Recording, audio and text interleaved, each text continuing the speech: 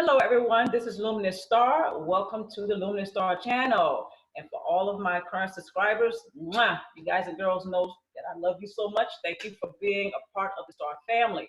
Today's video is going to be a little different. I'm going to be interviewing a special guest. Her name is Nicolas Hurst, and you can find her on YouTube as well. Her channel is called The Courage to Change. Okay, now I want to go ahead and let everyone know that I first heard of Nicolas by seeing her on YouTube. And I'm going to let you all know I was just blown away. Now, she talks about substance abuse and alcoholism as it pertains to the narcissism as well as codependency. So if you all can, check out her website, check out her YouTube channel. And on that note, I'm going to introduce Nicolas. Hello, Nicolas. Thank you for joining us today. Thank you so much, Cassandra, for having me. All right, so we're going to bring in 2020 the right way, and we're going to go ahead and talk to Nicolas for a few minutes. And I want to go ahead and encourage everyone again to find her on YouTube at Courage to Change and check her out on her website.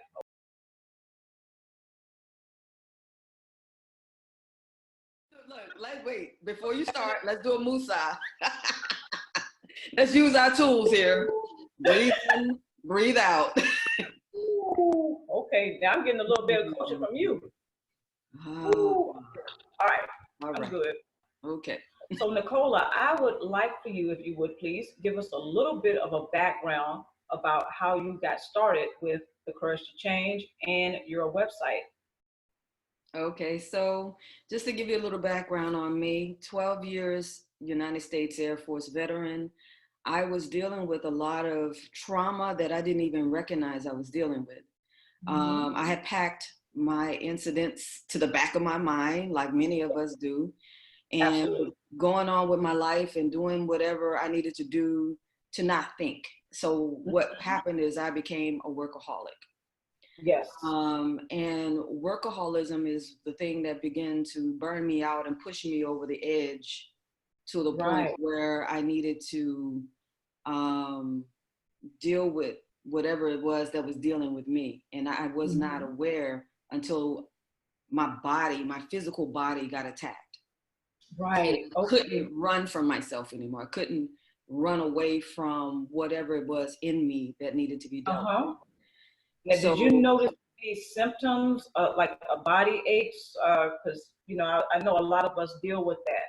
The body, the chronic aches in the body, the headaches, tightness. I was diagnosed with fibromyalgia.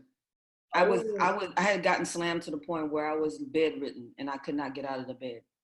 Wow. And my body would not work for me. And that led me on a whole journey of beginning to open up things that I had never thought about before or seen before when it comes to my healing process. Yeah. I was also in seminary at the time. And so I thought because of the stress of the work that I was doing in ministry, my body was being slammed that way. I had no idea that all of these other things were also adding up on me. So I went to see a therapist while I was in seminary at school. And as I began to talk about and unpack my own, own issues, didn't bring nobody else up. This was just me talking to the therapist. My therapist looked at me and said, you seem like the daughter of a narcissistic parent.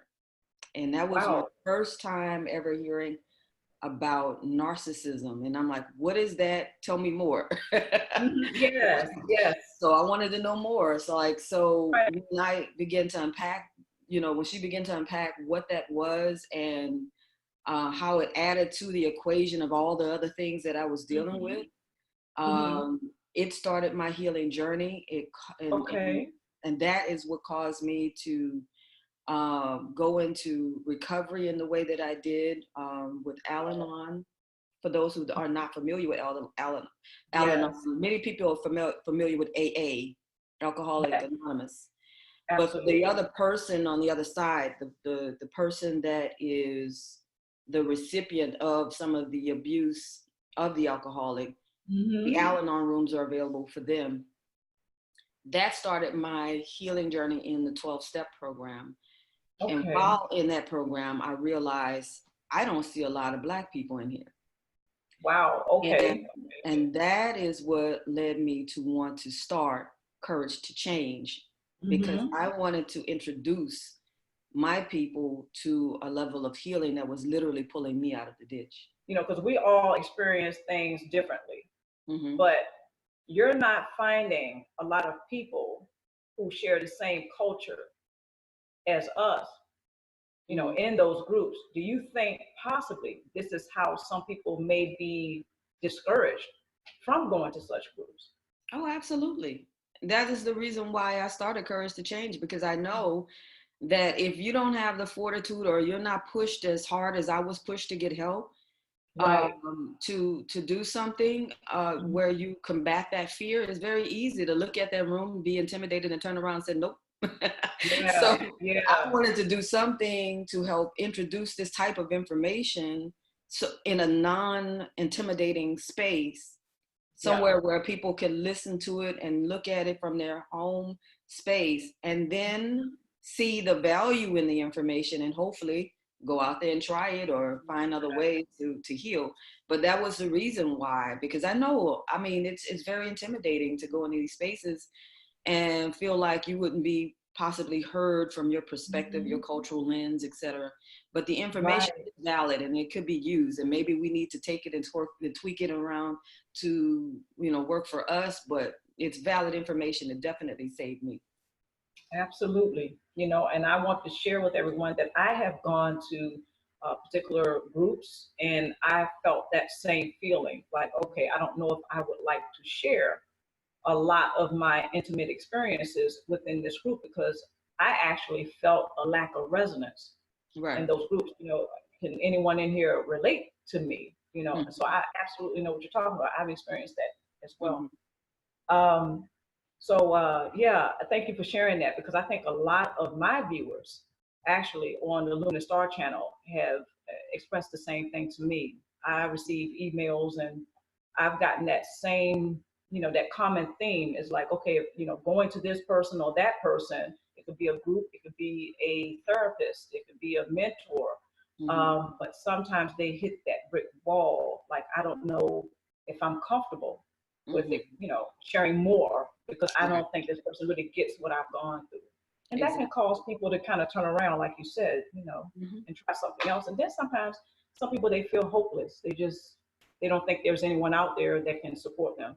So I Right. just want to thank you again for your channel and your work. Thank Because when you. I saw your videos, I mean, I was blown away. I was like, you know what? This is good stuff here. So I really appreciate you for your work.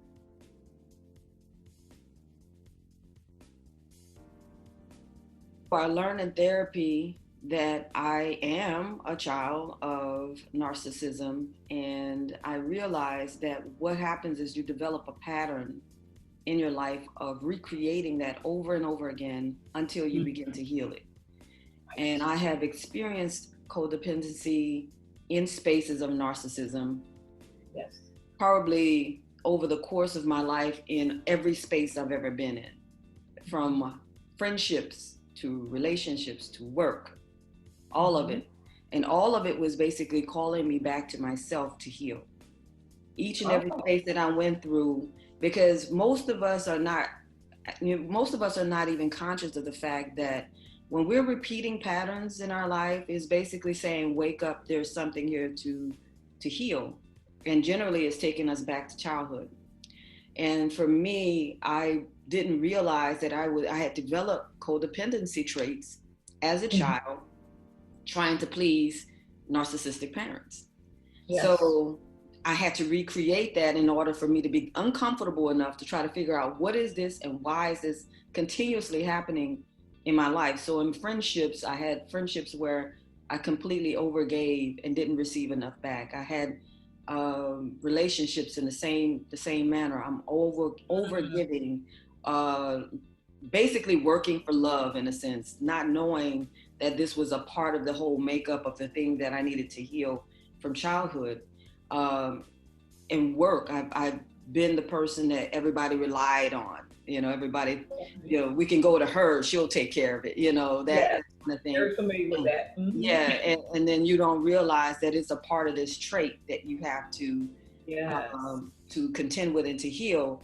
And you know, that whole thing with perfectionism as well, where you're so hard on yourself. You do, you know, you do more and do more, trying to make sure that you don't have any complications, because in the back of your mind, so well, you know that if you don't do it right, somebody is going to get on you. So all of these things with a combination of work, friendship, relationships, all of this stuff where I'm pouring out, but I am not receiving back. Yes. And after a time, that becomes very depleting, very draining. And that is a wake-up call for many of us who are dealing with codependency, which led me into another room, which was Coda. So I'm very familiar with narcissism on every level that you could possibly think of. And it pushed me into doing the type of self-healing and journey of 12-step work, therapy, and all the rest of the things to try to get to the bottom of, okay, if this keeps reappearing, I got to get to the root of this. What is it and how can we heal it?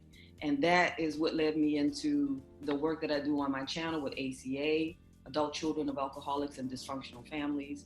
Because we have to touch the root, and we have to do the work from the place of origin in order to begin to even think about coming to a space of living a healthier life. Absolutely. And I just want to piggyback off of something you had talked about, which is noticing the patterns of behavior. Now, if you don't mind, let us know about what age were you when you started to notice that? Were you teenager, adult? Oh no, I was way into my adult life before I even understood. And I think many times before as adults, we don't get to see patterns until we start noticing that's just not a coincidence that this happened again. This looks like something that is a repeated pattern. And I was probably maybe 33, 34 years old before I started saying, you know, this seems to keep happening. You know, so yeah, and so some people don't get to be you know, some people who are wise enough get it when they're younger, and I'm grateful for them. But I didn't get it that young. I was in my 30s before I just even began to piece together the fact that this is something that is a repeated pattern. This is not something that's just, oh, this is a coincidence. This just happened to happen. So yeah. Yeah, because I think I was 30 years old. I was about 30 when I noticed that repeated pattern, and I just knew something wasn't quite right. And even though it felt familiar to me, I just knew that it wasn't the way things were supposed to be, if that makes sense. Like, okay, why, you know, and like you mentioned before, giving too much and not giving, you know, not getting it back. It's like, okay, why am I doing all this stuff in the relationship? And it's like, I walk away empty-handed. Yeah. You know, I experienced that too, but I was about 30 years old when that light bulb came on. And I started to notice some things, and I looked at some things, and I started questioning, and I started to investigate that. Yeah. But I went on for a little while before I actually reached out for help, because I was proud. I don't know about you, but I was proud. It's like, okay, I noticed something wrong, but you know, I don't think I'm going to talk to anyone about this because I can handle it.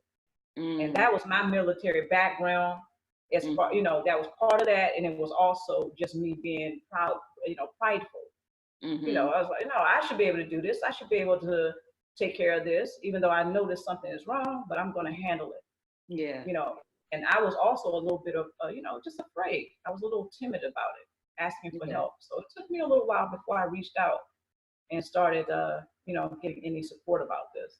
Yeah. So have you noticed any signs of narcissism or codependency as far as like your career goes? Absolutely. And I have had many different walks of life. 12 years military was one, but I've also spent more than 33 years of my life in ministry until I started having a spiritual shift. And I have seen it from the pulpit to the battleground. I have seen it all the way across the board in the way that leaders sometimes treat their the people that are working right next to them. Yes. Some people Their need, subordinates. yeah, Yeah. they need to build themselves up by tearing other people down or Down. belittling other people. Yes. I've seen people use and misuse people, and that's a form of narcissism. I've seen people take credit for other people's work. You know, all of these things can fall under that umbrella. Where you working with, they won't give you the credit that you would do because they need to feed their ego in a certain way. Absolutely. So yeah, I've definitely seen it across the board. And sometimes even you have to be careful of even counselors that do the same thing. They have to, people feed their egos in narcissism many different ways. And sometimes, you know, I'll tell you one I just experienced as a veteran. I'm a part of many different types of things that help support veteran groups, et cetera, et cetera. And one is, you know, one veteran holding the other one accountable. So if you see a fallen, a soldier suffering, you lend a hand. And I noticed a person building. I think we call that the buddy system, right? The buddy system, exactly. Yeah. So somebody that tried to come as a buddy, building their ego up by saying, well, you know, everybody's not like me. I know some people are weaker. Yeah. So therefore, I need to feel good about me by, you know, seeing how much weaker you are. Right. Capitalizing off you. Yeah. Right. All of that is feed. That. It may not be malignant narcissism, but it's definitely a narcissistic trait. Yeah, it's quite subtle sometimes how they can gaslight. You know, like you mentioned, you know, they want to build off of your traits, your abilities, and that helps them to feel better. I have seen this myself in the military and you know, various aspects of my career in corporate America. I have seen some people's careers just ruined for sport. And you know, I do remember you telling me that you lived in Asia for a little while. Just curious, did you see during your career, did you also see it there? Not pinpointing that Asia is a problem with narcissism, but just in your career, even there, did you seem to see any traces of it? Did the atmosphere have it? Okay, because I know sometimes the atmosphere, it's like, it doesn't matter what environment, it's like. It does not matter where you are, no matter what your cultural background is. And I have lived around the world and I have seen it everywhere I've been. Yep. So that's right.